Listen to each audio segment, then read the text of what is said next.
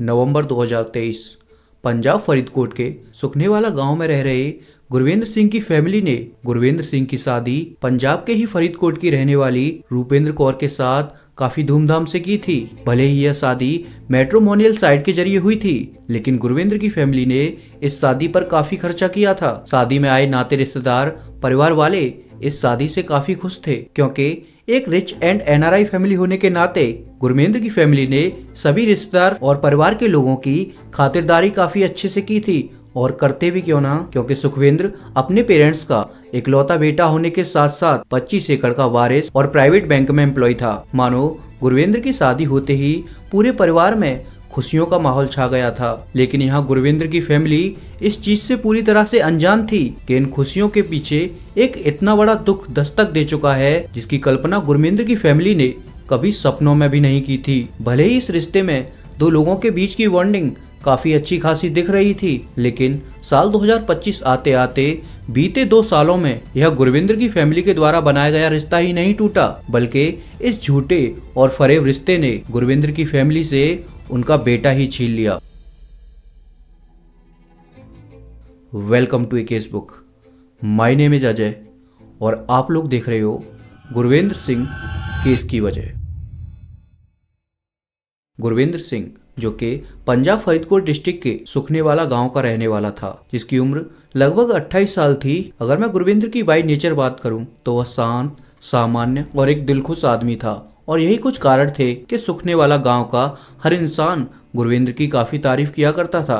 गुरविंद्र 25 एकड़ का इकलौता वारिस होने के बावजूद भी एक प्राइवेट बैंक में जॉब किया करता था। नॉर्मल डेज में गुरविंद्र की लाइफ हर दिन सेम ही होती थी। सुबह 9 बजे बैंक जाना और शाम 6 बजे तक बैंक से वापस आ जाना। इसी के साथ साथ वह अपनी प्रॉपर्टी का काफी ख्याल रखता था। गुरविंद्र शुरुआत से ही काफी मेहनती रहा था।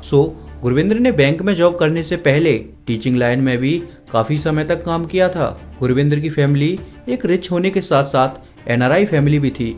गुरविंद्र के पेरेंट्स कनाडा में रहते थे एंड गुरविंद्र की सिस्टर मनवीर कौर, जिसकी शादी गुरविंद्र की शादी से कुछ समय पहले ही हुई थी। और मनवीर कौर की शादी के बाद गुरविंद्र की फैमिली को भी लगता था कि गुरविंद्र भी बड़ा होता जा रहा है, वेल सेटल्ड है और इसकी भी शादी कर देते हैं। अब गुरविंद्र की शादी मैट्रिमोनियल साइट के जरिए पंजाब के ही फरीदकोट में रहने वाली रूपेंद्र कौर के साथ करा दी जाती है।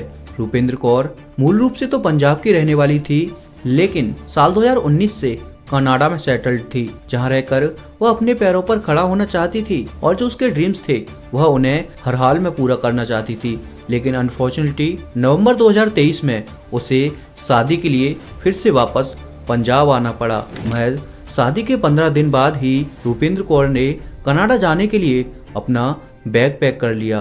तो इस पर गुरविंद्र ने उसे समझाते हुए कहा कि अभी हमारी नई नई शादी हुई है और तुम भला इस तरह कैसे जा सकती हो। गुरविंद्र के लाख मना करने के बावजूद भी रूपेंद्र कौर कनाडा के लिए चली जाती है। जनवरी 2023 में ओवर स्टे के चलते उसे कनाडा से डिकोड कर दिया एंड फाइनली में वह फिर से पंजाब के सुखनेवाला गांव यानी कि अपने ससुराल में आकर रहने लगी। अभी पूरा परिवार एक साथ काफी खुश रहा करता था, लेकिन मार्च 2025 में गुरविंद्र के पेरेंट्स भी कनाडा जाकर फिर से शिफ्ट हो गए। और गुरविंद्र ने अपने पेरेंट्स से कनाडा जाते टाइम कहा था कि आप वहां जाकर सेटल्ड हो जाओ, मैं जल्द ही वापस आ जाऊंगा। अब सुखनेवाला गांव के बने इस 2 मंजिला घर के अंदर गुरविंद्र सिंह और उनकी वाइफ रूपेंद्र कौर रहने लगी। शुरुआत में तो इनके दोनों के बीच की बॉन्डिंग काफी अच्छी चल रही थी। गुरविंद्र हर रोज की तरह सुबह बैंक आता और शाम को घर आकर अपनी वाइफ के साथ टाइम स्पेंड करता। लेकिन यहीं पर गुरविंद्र तो अपनी वाइफ को पूरी तरह से टाइम देता था, लेकिन उसकी वाइफ धीरे धीरे गुरविंद्र से दूरियां बनाने लगी थी। उसे गुरविंद्र के साथ रहना बिल्कुल भी पसंद नहीं था और इसी के चलते गुरविंद्र की वाइफ का रवैया धीरे धीरे बदलता जा रहा था। और इस बदलते रवैये के चलते गुरविंद्र को धीरे धीरे अपनी वाइफ पर शक होने लगा था। गुरविंद्र को धीरे धीरे पता चलता जा रहा था कि शायद मेरे अलावा किसी और से भी बात करती है, हो ना हो कहीं ना कहीं इसका एक्सटर्नल अफेयर भी जरूर से चल रहा है। और देखते ही देखते एक दिन उसका शक हकीकत में बदल गया। गुरविंद्र को पता चलता है कि उसकी वाइफ पंजाब के ही बठिंडा डिस्ट्रिक्ट के बलुआना गांव के रहने वाले हरकंबल सिंह प्रीत से बातें करती है। अब हरकमलप्रीत और रूपेंद्र कौर में जो भी बातें होती थीं, गुरविंद्र सिंह उन्हें चुप चुप कर सुनता रहता था। लेकिन गुरविंद्र सिंह इस चीज से बिल्कुल अनजान था कि यह दोनों मिलकर जो प्लान बना रहे हैं उसकी कल्पना उसने सपने में भी नहीं की थी। बहरहाल 28 नवंबर 2025 की शाम को ही गुरविंद्र सिंह ने अपनी वाइफ और उसके बॉयफ्रेंड का प्लान अच्छी तरह से समझ लिया था और इस प्लान के बारे में गुरविंद्र सिंह ने अपनी बहन मनवीर कौर को कॉल कर भी बताया था कि मेरी वाइफ का किसी और के साथ अफेयर है और इन दोनों ने मिलकर मुझे खत्म करने की साजिश कर ली है। तो इस पर गुरविंद्र की बहन मनवीर ने उसे ठंडे दिमाग से काम लेने के लिए कहा और कहा, तू चिंता मत कर, मैं तेरी बहन हूँ, मैं तुझे कुछ नहीं होने दूंगी और मैं कल ही तेरे पास सुखने वाला आ रही हूँ और जो भी प्रॉब्लम्स हैं वह हम दोनों भाई बहन मिलकर सुलझा लेंगे। लेकिन बेचारा गुरविंद्र अभी इस चीज से बिल्कुल अनजान था कि जिस प्लान के बारे में वह बहुत आगे की सोच रखा था, उसकी वाइफ और उसी वाइफ के बॉयफ्रेंड ने उसी 28 नवंबर 2025 की रात को करने की पूरी तरह से ठान लिया था। अभी गुरविंद्र लगभग रात 8 बजे घर से बाहर वॉक करने के लिए निकला और वॉक करने के बाद जब वह अपने घर के पास पहुंचा तो उसके चचेरे भाई ने उसे एक बार के लिए संकेत दिया कि तेरे घर में मैंने किन्हीं 2 लोगों को जाते हुए देखा है। लेकिन गुरविंद्र जब अपने घर के अंदर गया तो उस दौरान उसे किसी के भी आने की भनक नहीं लगी। एंड कुछ सोर्सेज का कहना है कि रूपेंद्र कौर ने उस रात गुरविंद्र कौर के खाने में पॉइजन मिलाया था, लेकिन इसके बाद भी गुरविंद्र कौर की जान अभी भी नहीं निकली थी और गुरविंद्र कौर अपने रूम में अनकॉन्शियस हालत में पड़ा रहा। एंड थोड़ा सा होश आने पर वह काफी स्ट्रगल करने के बाद उसने अपनी छत पर जाने की भी कोशिश की कि वहां जाकर शायद से किसी की मदद मिल जाए।